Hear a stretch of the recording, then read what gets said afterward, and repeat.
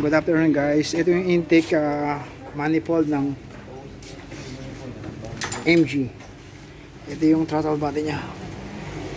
So guys, pag nagpalinis kayo nito, automatic kasama tong intake, palinisin niya rin. Yan, kasama yan.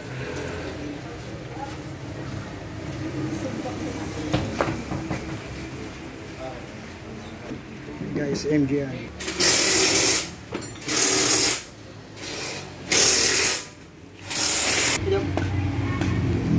Ha?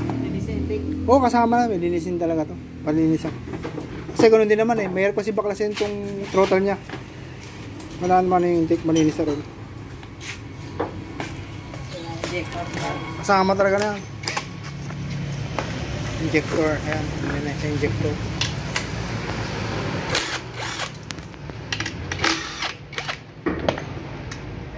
Yung mga ano, goma.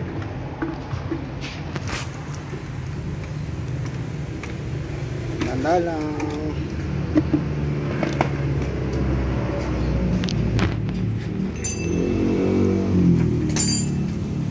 Matagal ko lang gusto i-vlog to guys eh. Pero ito na yun. May dumating ko na yung MG. Ayan, pag magpapatanggal kayo ng intake, kasama yun yung throttle. Kasi nasa loob yung throttle nya, kaya mahirap talaga tanggalin. Hindi mo tatanggalin yung intake manifold.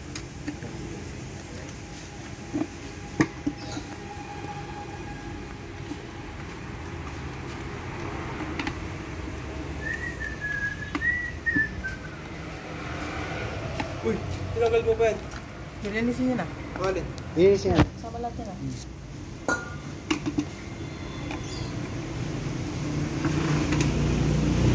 Sa amin nakaran eh. Hindi, yung intake lang pala.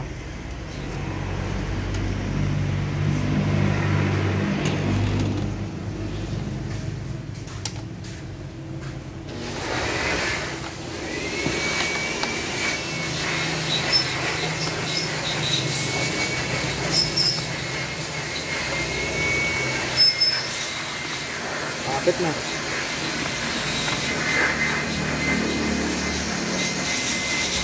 Naman yung injector niya.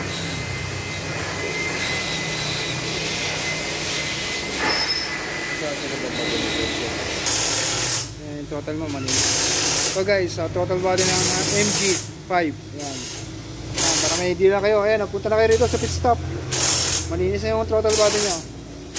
Ganda na.